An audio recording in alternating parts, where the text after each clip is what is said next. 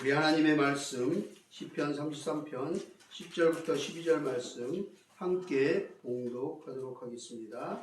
여호와께서 나라들의 계획을 폐하시며 민족들의 사상을 무효하게 하시도다. 여호와의 계획은 영원히 서고 그의 생각은 대대에 이르리로다.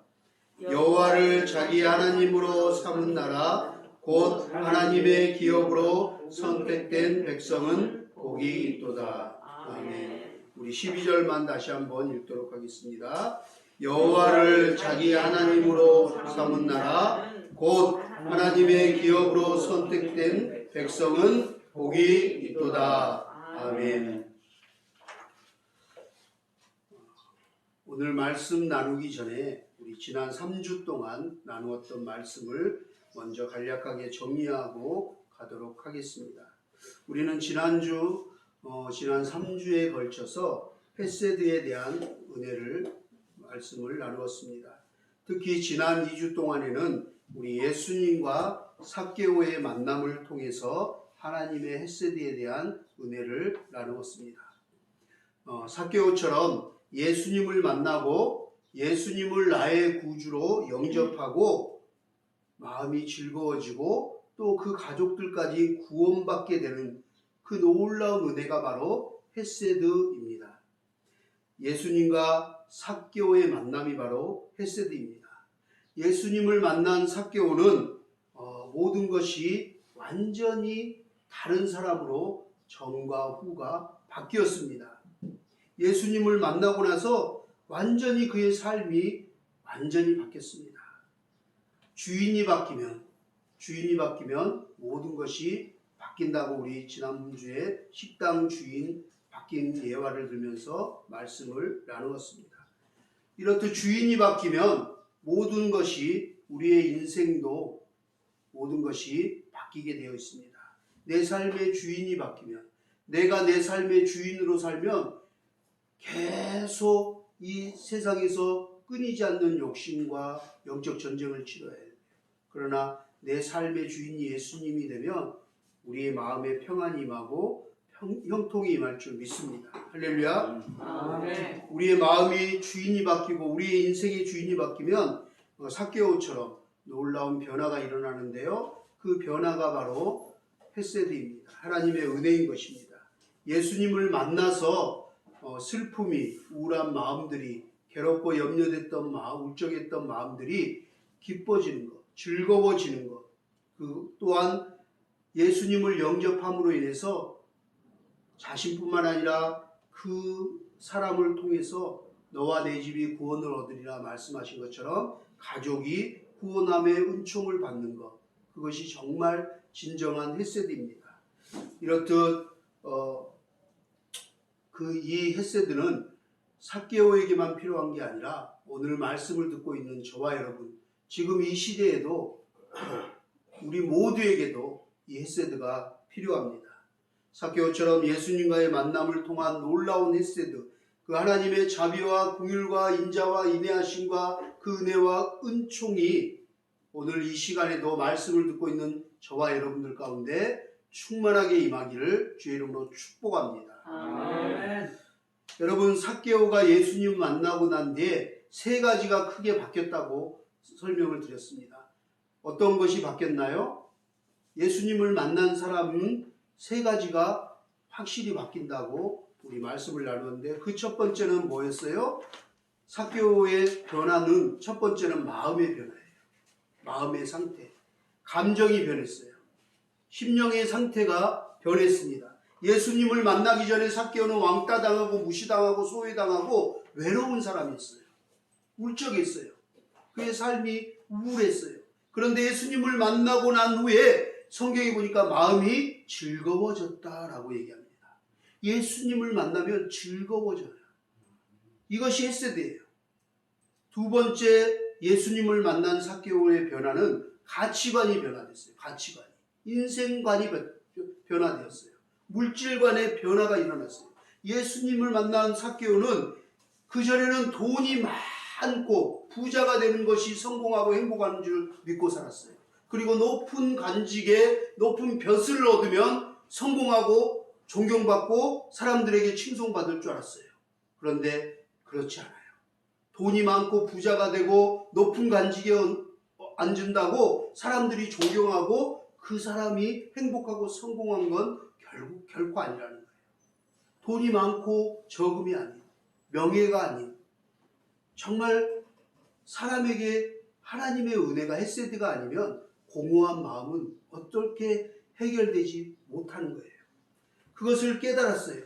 그래서 삭개오는 그 전에 돈을 벌려고 욕을 얻어먹으면서 매국노라고 변질자라고 욕을 얻어먹으면서도 자기 민족에게 돈을 걷어서 착취를 해서 로마 정부에 바치는 일본 앞잡이와 같은 역할을 했지만 이제 예수님을 만나서 가치관이 바뀌었어요. 물질관이 바뀌어서 어떻게 했어요? 그 돈을 가난한 자들에게 자기 재산의 절반을 가난한 자들에게 나누어 줬어요. 그리고 자기가 나쁜 방법으로 돈을 벌고 그렇게 하는 과정에서 피해를 본 사람들에게 4배나 4갑절이 되는 4갑절이나 배상을 해주게 되었어요. 진정한 회개와 회심이 일어났죠. 이렇듯 헤세드는 그 물질관, 가치관, 인생관이 바뀌는 거예요.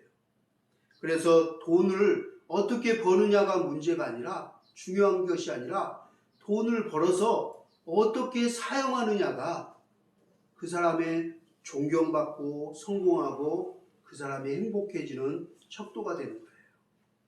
그래서 그 사실을 깨달은 삭개오는 가치관이 변화되었습니다. 세 번째 마지막 변화된 게 있는데요. 무엇이 바뀌었어요? 바로 자신의 마음의 삶의 주인이 바뀌어버렸어요. 그전에는 사단의 종의 노예로 살아가던 삭개오가 이제 예수님을 만나서 영접하게 되었어요. 그리고 예수님을 믿고 주인으로, 내 삶의 주인으로 영접하고 나서 놀라운 일이 일어났어요. 예수님이 오늘 내 집에 유하겠다 하면서 말씀하셨어요. 뭐라고 얘기했어요? 예수께서 이르시되 오늘 구원이 이 집에 이르렀느니라 라고 얘기했어요. 삭개오가 회심하고 변화됐더니, 영접했더니 그 집의 송두리째 가족들까지 영원한 형벌을 받지 않고 멸망하지 않고 천국으로 초대되었어요. 하나님 나라 백성이 되었어요. 구원함의 은총을 입었어요. 할렐루야. 아멘. 한 사람을 통해서, 예수를 믿고 하나님을 잘 섬기는 한 사람을 통해서 하나님의 헤세드가 여러분들의 가정에, 자녀들에게 대대로 흘러 넘쳐가기를 주님으로 축원합니다. 아멘. 약 2000년 전 그날 삭개오에게 임했던 그 놀라운 은혜, 그 은총, 그 헤세드가 오늘 하나님의 말씀을 듣고 아멘으로 화답하는 저와 여러분 모두에게 임하여지기를 다시 한번 주님의 이름으로 축원합니다. 아멘. 이제 오늘 본문 말씀을 다시 한번 읽도록 하겠습니다. 제가 한번 읽도록 하겠습니다. 시편 33편 10절부터 12절입니다. 여호와께서 나라들의 계획을 폐하시며 민족들의 사상을 무효하게 하시도다. 여호와의 계획은 영원히 서고 그의 생각은 대대에 이르리로다. 여호와를 자기 하나님으로 삼은 나라 곧 하나님의 기업으로 선택된 백성은 복이 있도다. 할렐루야. 아멘. 여러분 오늘 제목인데요. 다 잊어먹더라도 이것만 아멘으로 마음에 새기고 돌아갔으면 좋겠습니다. 한번 저를 따라할까요? 하나님을 섬기는 나라와 백성은 복이 있습니다. 하나님을 섬기는 나라와 백성은 복이 있습니다. 할렐루야. 우리나라가 전쟁에 피폐되고 정말 전 세계에 가장 못 사는 빈민국가가 됐는데 이렇게 복을 받은 이유가 뭡니까? 바로 복음의 영향력 때문에 그렇습니다. 할렐루야. 아멘. 복음의 씨앗을 뿌린 선교사님들, 많은 믿음의 기도에 우리 믿음의 선배들이 있었기 때문입니다. 할렐루야. 믿습니까? 아멘. 여러분, 아름다운 계절의 여왕 5월이 지나가 버렸습니다. 훌쩍 온 것 같은데 벌써 지나가 버렸습니다. 이제 실록이 우겨지는 6월이 우리에게 손금 다가왔습니다. 정말 산천초목이 메마르고 광야의 겨울이 길었어요. 그래서 정말 언제 봄이 오나 그러고 삭막했어요. 나뭇잎들이 다 떨어지고 메말라가지고 너무 꽁꽁 얼어붙었는데 언제 봄이 오나 기다렸더니 봄이 언제 왔는지 훌쩍 지나가 버린 6월이 되었어요. 그런데 6월이 되니까 더 이제 그 녹색빛이 실록이 더 짙어졌어요. 그렇게 짙어져서 또 산에 제가 요즘 시간 나면 매일 산에 올라가서 북한 쪽을 보고 나라와 민족을 위해서 특별히 기도하고 내려오는데 산에 올라가니까 이 실록이 우거지다 보니까 이 좋은 향기와 피톤치드가 얼마나 많이 나오는지 뿜어져 내는지 몰라요. 너무 감사해요. 그런데 이렇게 아름답고 풍성한 6월이지만 우리 민족에게는 아픔의 달이에요. 정말 슬픔의 달이에요. 전 세계 역사에 가장 비참한 달이기도 해요. 우리 자녀들이 잊지 않아야 되는 그런 달이에요. 지금으로부터 72년 전 1950년 6월 25일 일요일이었어요. 주일이었죠. 새벽 4시. 기억나시죠? 실록이 우거진 이 희망의 나라, 동방의 나라, 이 아름다운 한반도에 소련제 탱크와 북한군이 불을 품어대며 엄청난 대포들과 함께 새벽에 굉음을 내며 전쟁이 시작되었어요. 순식간에 나라가 민족이 두동강이 되어버리고 말았어요. 마치 트럭에 치연 사람처럼 허리가 그냥 갈라진 것처럼 고통을 반토막이 난 것처럼 고통을 겪었어야 돼요.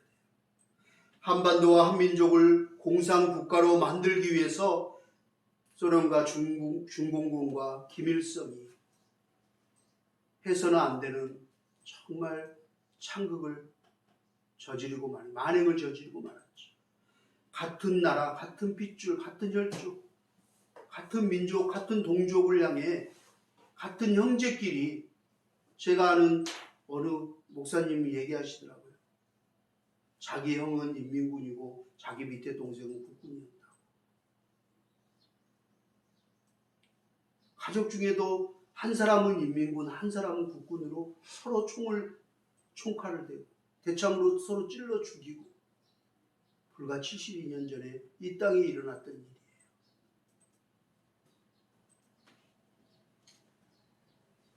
정말 무자비하고 인간이 참아 있을 수 없는 가족 간의 피 흘림이, 민족 간의 동족 간의 피 흘림이 이 땅을, 그 아이들의 울음소리가 이 한반도 땅에 산천초목을 다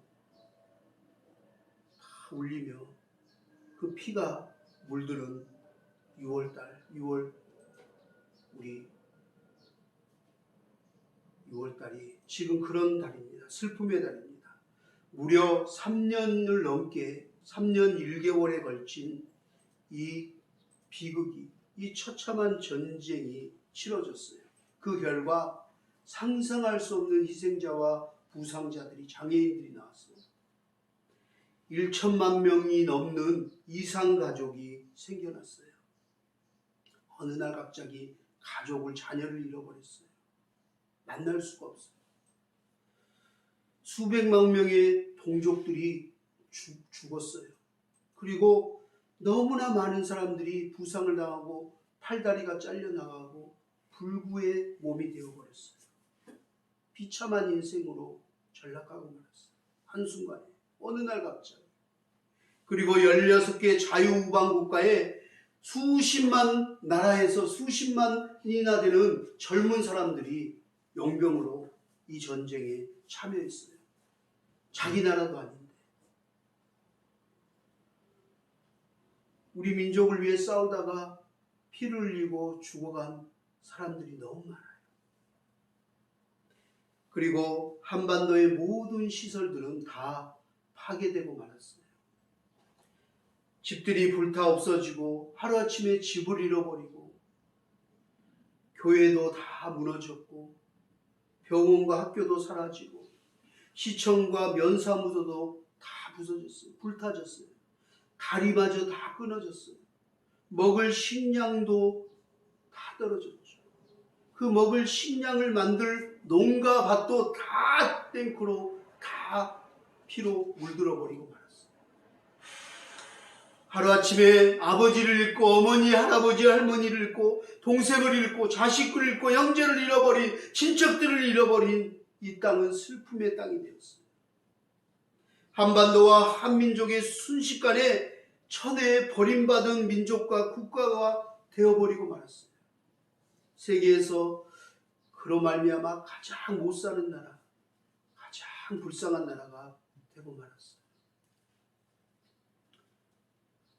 그리고 72년간을 서로를 미워하고 욕하고 죽이려고 원수처럼 원수가 되어서 지금도 총과 미사일과 핵을 겨루며 지금 대치하고 있습니다. 그러나 하나님 이런 가운데서도 나라와 민족을 위해서 눈물로 기도하며 때로는 금식하며 때로는 아직도 북한 북녘땅 지하 교인들은 숨어서 이 나라가 다시 평화의 나라가 희망의 나라가 하나님 다스린 나라가 되길 하나님의 나라가 다시 회복되어지기를 기도하는 이들이 있습니다. 반토막난 이 세계 유일의 허리가 동강이 난 이 대한민국의 희망과 찬송과 예배가 드려질 수 있기를 소망합니다. 아멘. 그렇게 기도하기를 소망합니다. 아멘. 우리 함께 6월달에 우리가 함께 기도했으면 좋겠습니다. 이제 하나님의 도우심을 구할 수 있는 기도의 사람들이 일어나기를 소망합니다. 믿음의 사람들이 일어나기를 소망합니다. 그래서 다시 한번 이 나라가 재건되어지기를 소망합니다. 복음으로 신앙으로 다시 한번 견고하게 믿음의 반석의 터 위에 세워지기를 주님의 이름으로 축복합니다. 아멘. 무엇보다도 고통받고 있던 우리 북한 동족들 그 안에도 자유를 잃어버리고 인간의 존엄성을 잃어버리고 인권 유린을 당하고 통제 아래 살았는데 먹을 것이 없어서 극심한 가난과 경제 제재로 인해서 보릿고개보다 더 힘든 고난의 행군이 와서 옆집에 사람들이 매일 죽어나고 아침에 일어나면 죽어나고 어린아이들까지 굶어 죽어서 먹을 게 없어서 산에 들쥐부터 다 잡아먹고 풀까지 다 뽑아먹어서 먹을 게 없어서 목숨을 걸고 강으로 뛰어들고 목숨을 걸고 중국과 몽골, 태국, 베트남 막 등지를 떠돌면서 대한민국에 살기 위해서 배부르게 등 따시게 한번 죽기 전에 쌀밥이라도 한번 먹고 죽자. 한 번이라도 자유를 한번 누려보고 살자. 라는 마음으로 그 어린 핏덩이들을 얻고 그 칠흑 같은 밤에 그 눈밭을 그 무서운 강을 건너면서 많은 사람들이 넘어왔어요. 오다가 잡혀 죽고 또 강에 얼어 죽고 또 인신매매 당하고 지금도 수십만이 중국에서 인신매매 당해서 지금 오도가도 못하고 있어요. 오다가 잡혀 죽은 사람과 북송된 사람들을 제외해서 그나마 한국에 들어온 사람들이 지금 약 3만 4천 명 가량 돼요. 그나마 들어와 있는 사람. 하나님이 이들을 먼저 온 통일의 마중물로 먼저 보내주신 줄 믿습니다. 아멘. 할렐루야. 아멘. 한국에 6만이 되는 그 교회들이 이렇게 많은 성도들이 우리 3만 4천 명의 동포 형제들을 먼저 우리가 사랑으로 품지 못하고 하나 되지 못하고 평화롭지 못한다면 통일은 결코 멀다고 생각됩니다. 금방 주어지지 않을 것 같아요. 우리가 먼저 깨어 준비하기를 주님의 이름으로 축복합니다. 아멘. 이 탈북민들이 자유의 땅 대한민국에 와서 34,000명 중에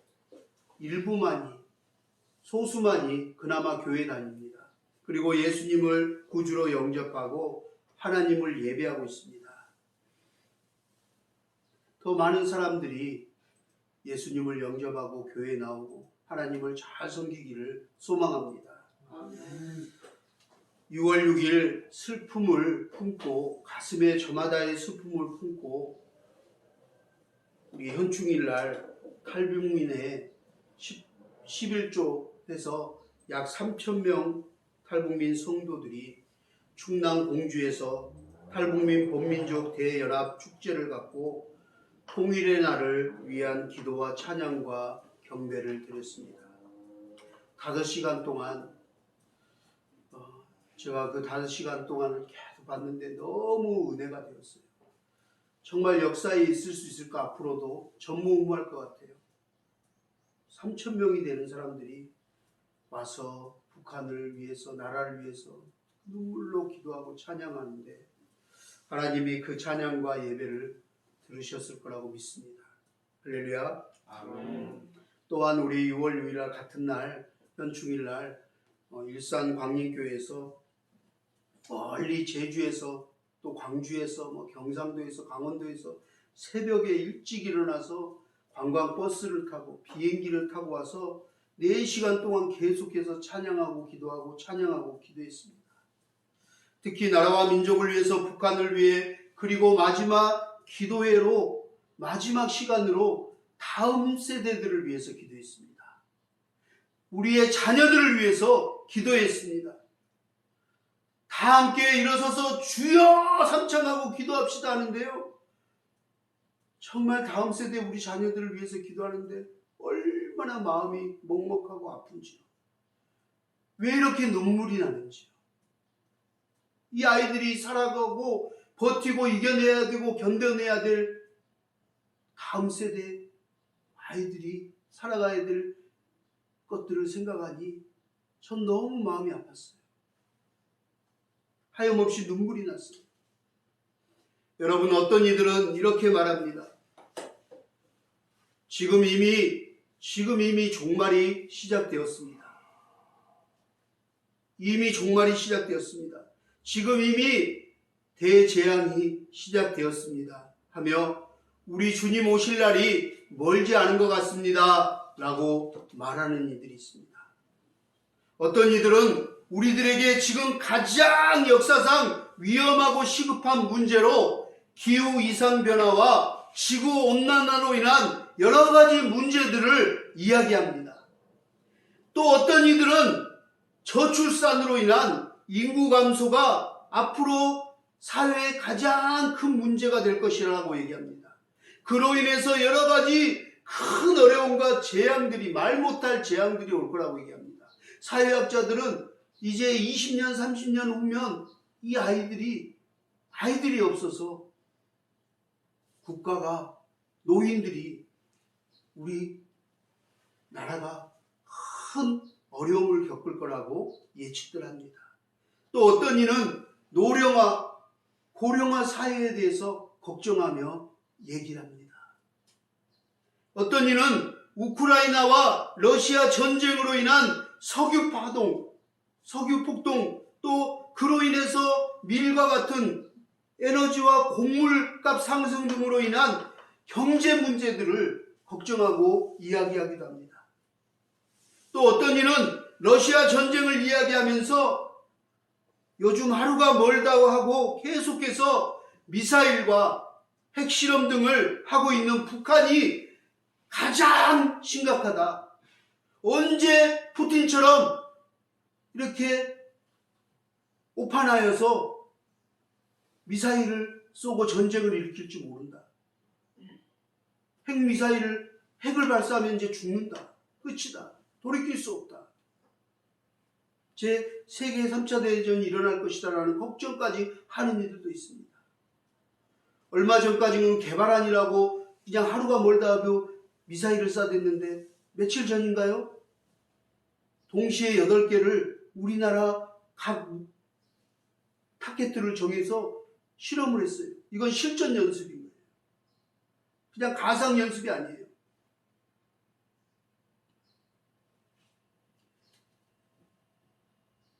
앞으로 전쟁이 큰 지구에 어려운 문제, 위험을 일으킬 거라고 걱정하는 이들이 있습니다. 또 어떤 이들은 이미 지금 전쟁이 아니더라도 지금 아프리카나 전 세계는 지금 물이 없어서, 가뭄으로 인해서 먹는 물이 없어서 동물들까지 죽어가고 있다. 물뿐만 아니라 식량이 없어서, 식량이 없고 식량을 살려고 해도 그 살 돈이 없어서, 곡물값이 너무 비싸서 사지를 못해서 굶어 죽고 나라들이 지금 연쇄 지금 부도나고 있어요. 여러분 뉴스 보시죠. 스리랑카를 비롯해서 지금 계속 동남아나 아프리카 국가들, 저 빈곤층의 국가들 지금 국가 부도가 나고 있어요. 망하고 있어요. 더 이상 버틸 힘이 없어요. 그나마 우리나라는 아직까지 돈을 갖고 있죠. 이제 중도층 국가들도 지금은 안전하지가 못해요. 이미 시작되었다라고, 대재앙이 시작되었다라고 얘기합니다. 어떤 이는 아직도 끝나지 않은 코로나 바이러스가 더욱더 문제다, 안심할 수 없다라고 얘기하면서, 또 어떤 이는 요즘 뉴스로 계속 떠드는 원숭이 두창 바이러스 얘기를 하면서 계속 변이가 일어날 거다. 또 코로나가 잠잠해져서 우리가 마음을 놓으면 또 다른 원숭이 두창 바이러스, 또 다른 바이러스, 또 다른 바이러스로 계속 이제 더 강력한 바이러스, 돌연변이들이 계속 나타날 거다. 지금 안심하고 이렇게 헤헤거리고 축제할 판이 아니다 라고 얘기합니다. 계속 돌연변이가 출현해서 각종 바이러스와 질병 등으로 걱정하는 이들도 있습니다. 어떤 이들은 신냉전 시대를 맞아 한미일과 북중러로 완전 양극화되어서 지금 패권 다툼을 하는, 대립하고 있는 이 중국과 북한과 러시아가 문제다. 한미일과의 이 대치가 정말 요의 주시해야 된다. 지금 국제정서와 세계 3차 대전에 대한 얘기들을 조심스럽게 꺼내드는 이들도 있습니다. 이렇듯 제가 다 열거하지 못해도 지금 전 세계적으로, 국가적으로 지금 우리 삶 가운데도 정말 해결해야 될 문제, 정말 시급한 문제들이 너무 많아요. 산더미 같아요. 여러분, 이 문제들 중에 과연 여러분들이 생각하기에, 이 중에 여러분들이 생각하기에 가장 위험하고 가장 기도해야 될 시급한 과제가 무엇이라고 생각하십니까? 하나만 뽑으라고 한다면, 하나만 설문조사에서 스티커를 붙이라고 한다면 여러분 어느 것을 뽑겠습니까? 무엇이 가장 시급하고 위험한 문제입니까? 무엇을 해결해야 할까요? 기후 이상 변화와 지구온난화로 인한 전세계 가뭄과 홍수 등으로 겪게 될 식수와 식량 문제, 저출산과 고령화 문제, 러시아 전쟁 등으로 인한 석유와 곡물값 상승 등으로 인한 물가와의 전쟁, 하루가 멀다 하고 계속해서 미사일과 핵실험 등을 하고 있는 북한과의 안보 문제, 아직도 끝나지 않는 코로나 바이러스와 원숭이 두창 바이러스 등 앞으로 계속 돌연변이로 출현하게 될 각종 바이러스와 질병과의 전쟁, 또 신냉전 시대를 맞아 한미일 북중러를 대립하고 있는 국제정서와 제3차 세계대전에 대한 이야기 등 사실 그 어느 것 하나 안심하고 소홀할 수 없는 문제들입니다. 다 기도거리예요. 다 염려거리예요. 저는 여기에 더 심각하고 더 걱정되고 더 염려되는 것이 하나 있습니다. 영적인 문제입니다. 신앙의 문제입니다. 마지막 때 구원받느냐 못 받느냐 하는 정말 모든 사람들이 피해갈 수 없는 정말 심판에 대한, 구원에 대한 문제입니다. 사람들은 먹고 사냐, 식량이 있냐, 식수가 부족하냐, 바이러스에 걸리냐, 이런 것이 가장 심각하고 가장 심각한 문제인지 모르지만 여러분들, 우리 앞에 다가올 영원한 심판, 지옥불 앞에 인간은 이보다 더 죽음 앞에, 심판 앞에 결연하고 중요한 문제는 없습니다.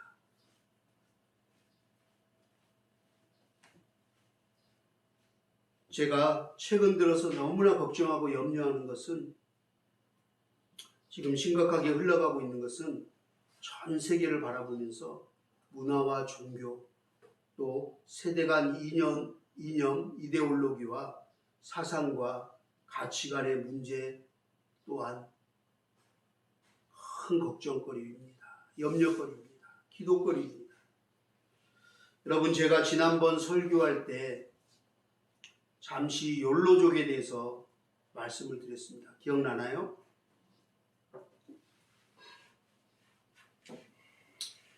요즘 세대를 욜로족이라고들 흔히 말합니다. 욜로족이란 쉽게 말해서 우리 기성세대들하고 다른 새로운 세대를 얘기합니다. 우리 기성세대들은 어때요? 일제, 전쟁에, 침략에, 식민지에, 6.25 전쟁에 정말 보릿고개에 어렵게 살았잖아요. 그래서 먹고 사는 문제가 해결이 되고 배부르고 등 따시는 것이 가장 행복하다라고 생각하며 열심히 경제 발전을 이루며 열심히 살았던 기성세대를 말하는 거예요. 이런 기성세대와 다른 새로운 가치관을 갖고 생각을 갖고 있는 그 후의 세대, 이들은 배부르고 등 따르는 것이 뭐가 그게 행복한 거야? 뭐 개돼지야? 이렇게 얘기해요. 그러면서 뭐라고 얘기해요?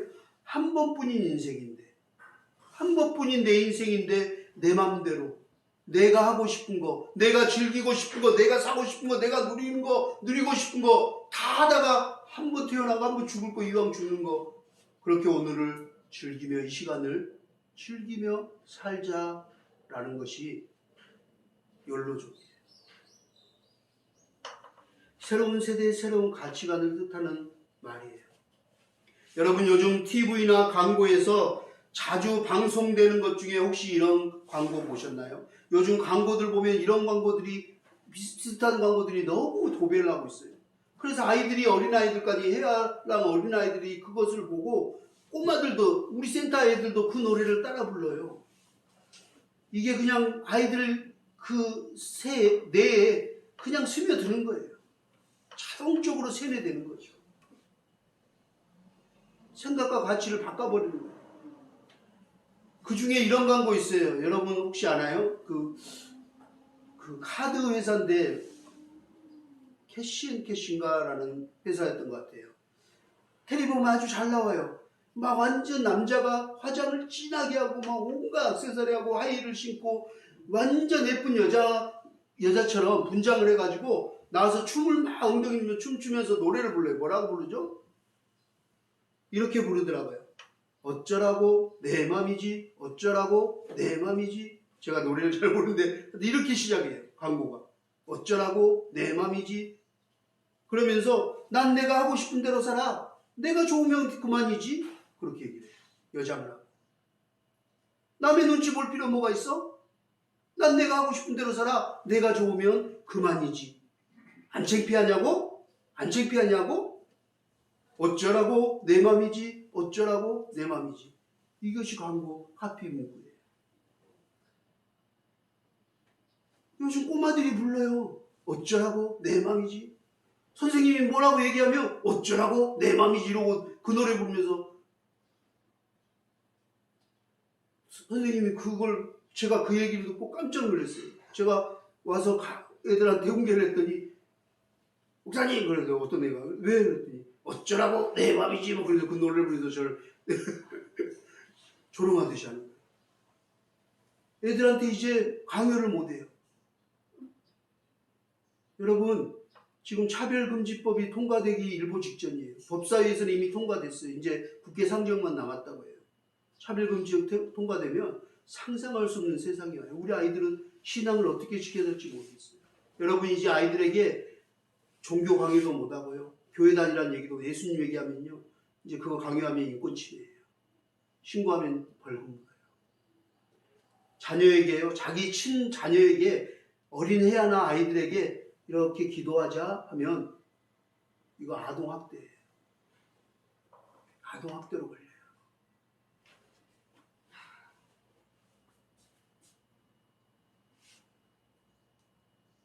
부모도 말 못해요. 이제 뭐든지 내 인권이 먼저예요. 내 마음이지. 내가 내 뜻대로 내가 하고 싶은데 어쩌라고 아빠, 엄마 어쩌라고 내 마음이지. 이 성경과 위배되는 법이 지금 통과된다. 이 세상이 지금 그렇게 흘러가고 있어요.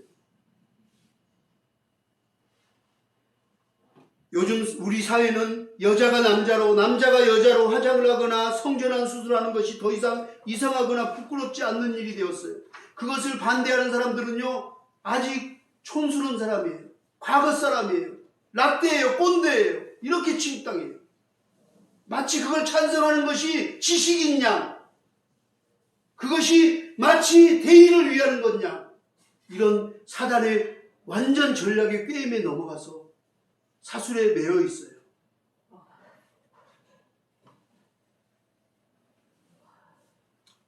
얼마 전 뉴스 보셨나요? 충격적인 뉴스 나왔죠. 군 역사상 처음으로 법이 뒤집어졌어요. 마지막 대법원에서. 보셨나요? 뉴스를 보고 저는 깜짝 놀라서 탄식하고 기도했어요. 군대에서 남자 군인들끼리 학문 선교를 했어요. 근데 재판을 했는데 재판 결과는 무죄예요. 이제 더 이상 군대에서조차 남성끼리의 성관계하는 것이 아무런 문제가 되지 않는 정말 소돔과 고모라와 같은 시대가 와버렸어요. 이제 법으로 무죄예요. 어쩌라고 내 맘이지. 내가 좋아서 하는데 내 인권인데. 이제 성결정권마저도 인권이라는 이름으로 그 누구도 함부로 목소리를 낼 수 없는 시대가 되었어요. 이제 낼 수 없게 되었어요. 더욱 심각한 것은 정말 그렇게 반대하고 투표했는데 이제 차별금지법이 통과되어서 이제 국회 상정 절차만 남았다는 거예요.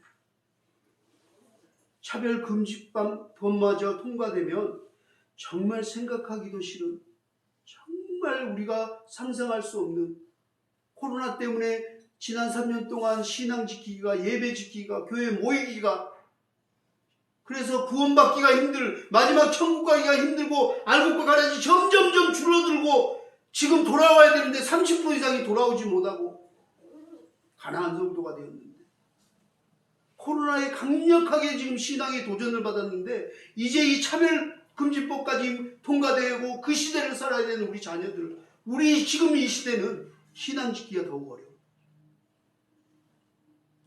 우리 자녀들이 살아갈 세대 위해서 우리 부모들은 기도해야 돼요. 할렐루야. 아멘. 더욱더 깨어 기도해야 돼요. 아멘. 이 나라의 민족을 위해서 기도해야 돼요. 아멘. 우리가 보이는 핵미사일 대포, 식량 문제 이런 것만 걱정할 때가 아니에요. 여러분, 많은 국민들이 무지해서 그래요. 잘 알지 못하기에 그저 말 그대로 차별 금지, 이게 말 그대로 너무 좋은 것 같거든요. 차별하지 말라네. 차별금지 얼마나 좋아요. 그죠?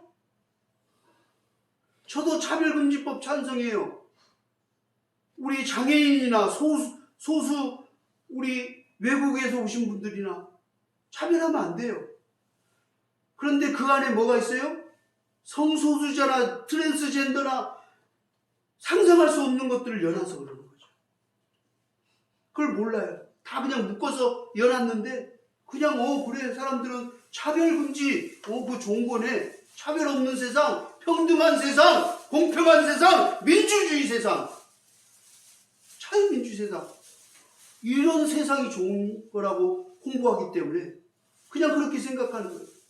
차별금지 좋은 거네. 말 그대로 차별을 금지한다고 하니 단순히 생각해서 대부분이 찬성하는 거예요. 여론이, 그러니까 국회의원들은 여론의 표를 먹고 살잖아요. 그러니까 통과시키는 거예요. 그러나 조금만 더 관심을 가지면 차별금지법에 대해서 우리가 관심을 갖고 알아본다면 이 차별금지법이야말로 이 시대에 가장 소름 끼치고 끔찍한 사단의 전략이라는 사실을 알게 될 것입니다.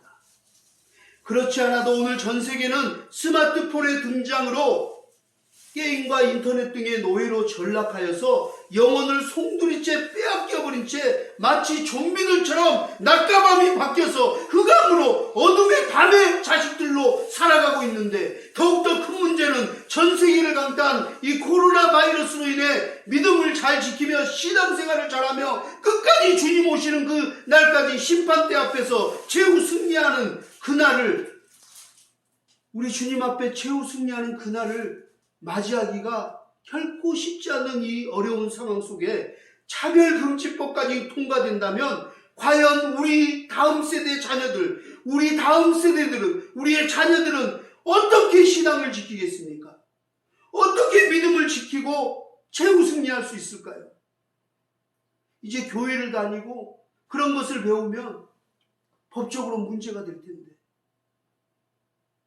그런 소수애들이 이제 역차별 당할 건데, 야, 너 어느 시대에 신을 믿고 하나님을 믿고 교회를 다녀? 종교 갖고 있냐? 역차별 당할 거예요. 차별 금지하지 말라고 해서 역차별 당할 거예요. 얘기할 수 있는 자유의 보장권도 없는 거예요. 얘기하면 벌금을 물거나 처벌당하니까. 역차별이 이제 또 문제가 될 거예요. 분열이 일어날 거예요. 저는 개인적으로 걱정이 돼요. 염려가 돼요. 생각조차 하기 싫어요. 무섭습니다. 그러니 우리는 더욱더 정신을 차리고 깨어서 근신하여 기도하기를 주의 이름으로 축복합니다. 아멘. 우리 기도합시다. 너무나 중요한 문제입니다.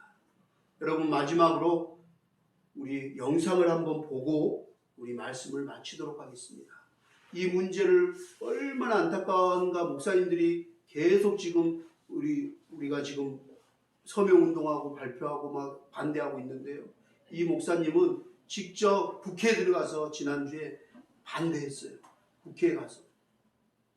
그러면서 지금 또 금요철 예배 때 잠깐 하신 얘기를 편집했는데요. 한번 보고 우리 차별법이 얼마나 심각한지 실제 통과된 유럽 나라들 예를 들어서 한번 보고 우리가 기도하기 원합니다. 한번 들어주시기 바랍니다. 지난 주간에 네덜란드에서 저한테 메일이 왔어요. 그러니까 우리는 지금 잘 몰라요. 차별금지법이 통과되는 세상을 아직 경험하지 않았기 때문에 얼마나 무시무시하며 얼마나 복음이 방해가 되고 세상이 엉망진창이 되는지 상상을 못해요. 그런가 보다. 우리는 그렇게 느끼죠. 전쟁 한번 해보지 뭐. 전쟁을 안 경험하니까 그런 소리 하는 거예요. 전쟁을 안 경험하니까. 몰라서 우리가 지금 이대로 있는 거예요. 국민들이. 그래서 알면 반대하고 모르면 찬성하는 법이 포괄적 차별금지법이다. 그런 말이에요. 자, 내용이 좀 길지만은 너무 중요하니까, 생생한 사례니까 좀 잘 들어보십시오. 귀를 쫑긋 세우고. 이 메일을 보낸 사람이 학생인데 한글을 잘 모른대요. 그러니까 이걸 또박또박 쓰느라고 굉장히 애를 먹었다는 거예요. 그렇게 절박한 마음으로 이미 네덜란드는 끝나버렸지만은 우리 조국 대한민국은 지켜달라고 피를 토하는 마음으로 메일이 온 거예요. 그러니까 쉽게 듣지 마세요. 저희는 네덜란드에 살면서 온라인으로 목사님 설교를 듣고 있는 중고등학교 학생 자매입니다. 오늘 예배를 드린 후에 부모님과 상의한 끝에 대한민국의 차별금지법 법안이 통과되는 것이 앞으로 기독교인들의 삶에 어떤 영향을 줄 수 있는지, 특별히 학교에서 가르치는 성소수자 사상 교육이 학생들에게 얼마나 큰 영향을 주는지를 우리의 경험을 통해서 알리기 위해서 이 편지를 씁니다. 네덜란드는 1994년에 이미 차별금지법이 통과되어서 실행된 나라인데 저희는 여기서 기독교 초등학교를 나왔고 현재는 중고등학교를 다니고 있기 때문에 그동안 학교에서 겪었던 일들을 몇 가지 소개하며 우리 같은 청소년들과 부모님들이 한 번 더 생각할 수 있는 기회가 되면 좋겠습니다. 우선 차별금지법이 통과가 되면 기독교 학교라고 하더라도 성소수자와 관련한 성경의 가르침을 나눌 수가 없고 성소수자들이 부정적으로 느낄 수 있는 발언을 할 수 없습니다. 저희가 다녔던 기독교 초등학교에서도 친구가 성소수자에 관한 부정적인 발언을 해서 선생님에게 징계를 당한 적이 있습니다. 저희 학교 중고등학교 6년 과정에 있는데 저희 학교는 중학교 1학년부터 성소수자에 대한 교육을 받습니다. 이 교육은 무조건 받아야 하기 때문에 안 가면 생활기록부에 결석 처리가 됩니다. 여기서 말하는 성소수자는 남성과 여성 이외의 모든 성을 이야기합니다. 동성애, 양성애, 트랜스젠더, 무성애 등 수십 가지의 다양한 성소수자 종류와 정의 및 심벌을 애우기까지 해야 합니다. 이런 수십 가지의 성 정체성이 모두 정상이고 문제가 없다는 교육을 의무적으로 계속 받기 때문에 학생들이 사춘기가 지나면서 성소수자가 되는 경우가 매우 많습니다. 이렇게 해서 중학교 입학 이후에 4년이 지나면 한국 나이로 고1인데 언니 친구들의 50% 이상이 성소수자가 되었습니다. 이게 현실이에요. 네덜란드 청소년 50%가 성소수자가 됐다. 나는 현지에 서 있는 사람이 써줬는데도 나는 믿기가 어려울 정도야. 2명 중에 하나가 성소수자, 동성애자, 레즈비언이 됐다는 거예요.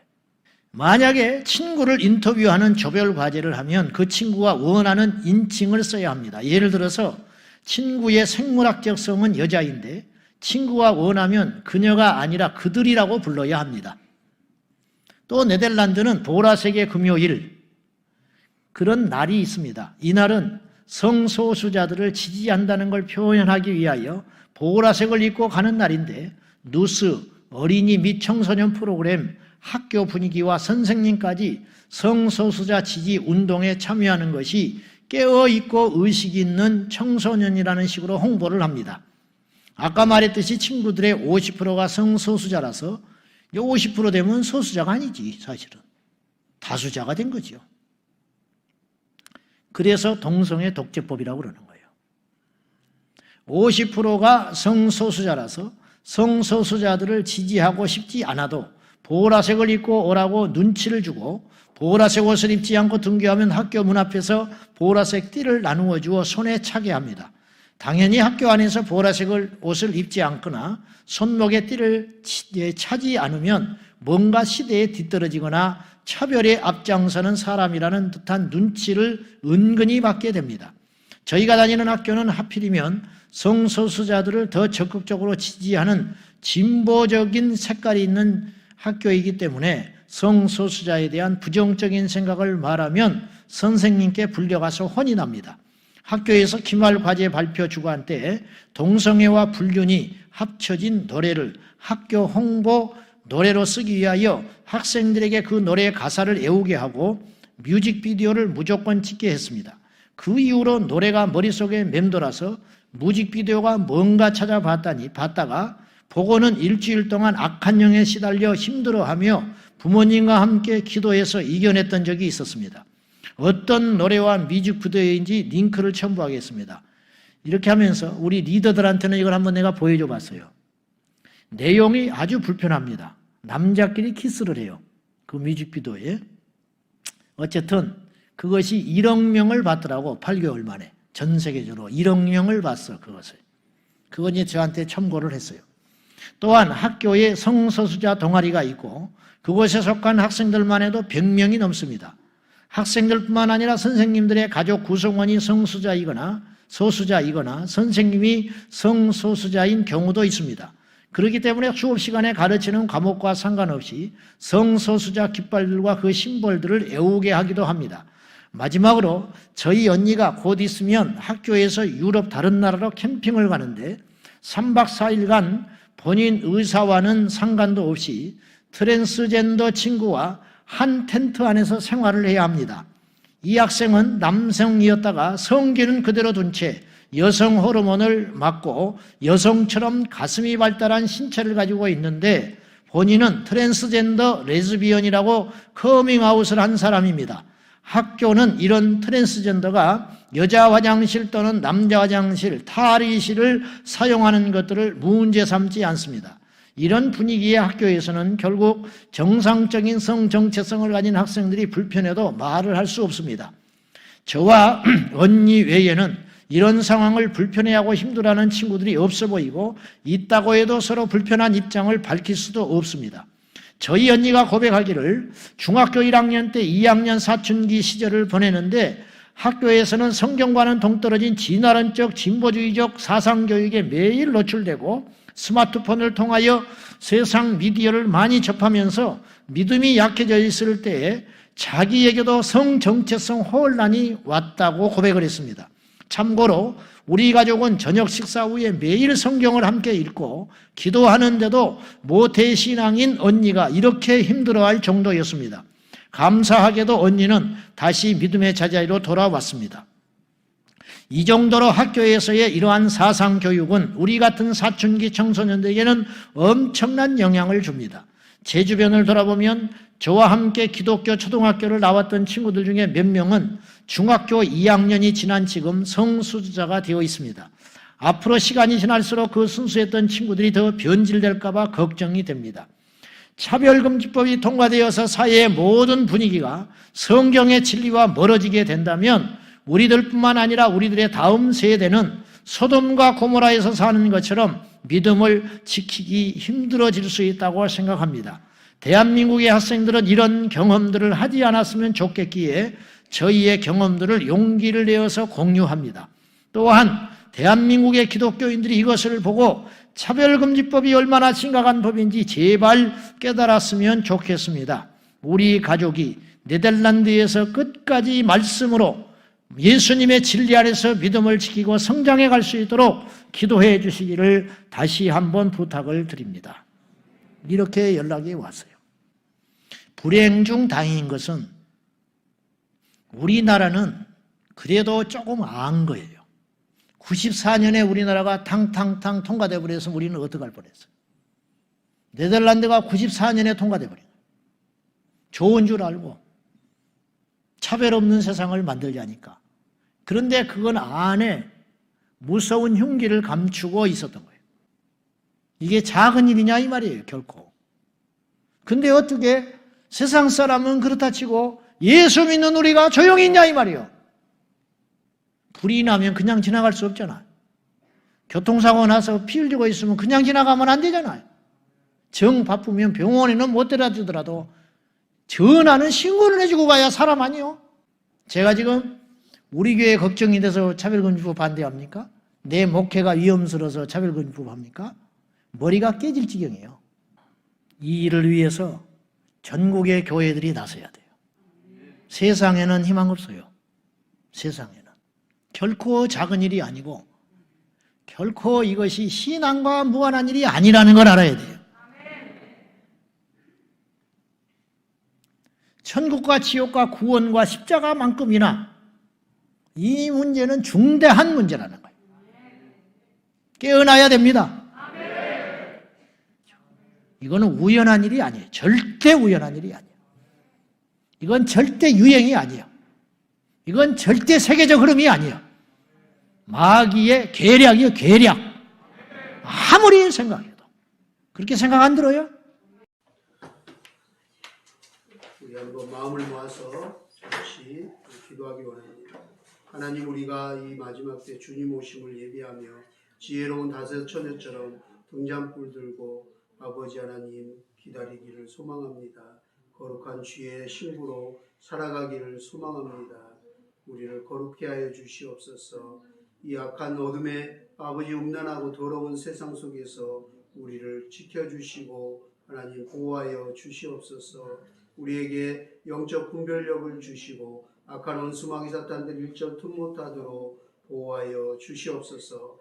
다음 세대 우리 자녀들을 지켜주시옵소서. 우리 아이들이 아버지 하나님 어찌하여 이 세상을 정말 이 세상 풍조와 사상에 아버지 끔찍한 아버지 하나님 이 더러운 음란의 아버지 하나님 세상을 살아야 갈지 참으로 걱정이 됩니다. 우리 아이들을 지켜주시옵소서. 이 시대의 아버지 하나님 교회와 성도들을 지켜주시옵소서. 주님 이제 머지않아 다시 오마 하셨는데 아버지 하나님 그날이 오늘일지 내일일지 우리는 알지 못하지만 우리가 깨어있기 원합니다. 하나님 우리가 저 악한 원수 마귀 사탄과 대적하여 승리할 수 있도록 주님여 은총을 베풀어 주시옵소서. 시편 기자의 고백처럼 어찌하여 이방 나라들이 분노하며 민족들이 헛된 일을 꾸미는지요. 그러나 주님 오늘 우리가 함께 읽은 말씀처럼 여호와께서 나라들의 계획을 폐하시며 민족들의 사상을 무효하게 하실 줄을 믿습니다. 주여 우리를 긍휼히 여겨 주시옵소서. 주여 우리를 불쌍히 여겨 주시옵소서. 우리에게 주의 헤세드의 은총을 내려 주시옵소서. 지금 우리가 살아가고 있는 이 세대는 주의 은혜가 아니면 도저히 살아갈 수 없음을 고백합니다. 주여 도와 주시옵소서. 우리가 간절하게 드리는 기도 소리가 하늘의 보좌까지 상달되게 하여 주시옵소서. 하늘의 하나님께서 우리의 간구하는 모든 기도 응답하여 주시옵소서. 우리의 영의 모든 소원을 우리 주 예수 그리스도의 이름으로 기도드리옵나이다. 아멘. 우리 찬송가 322장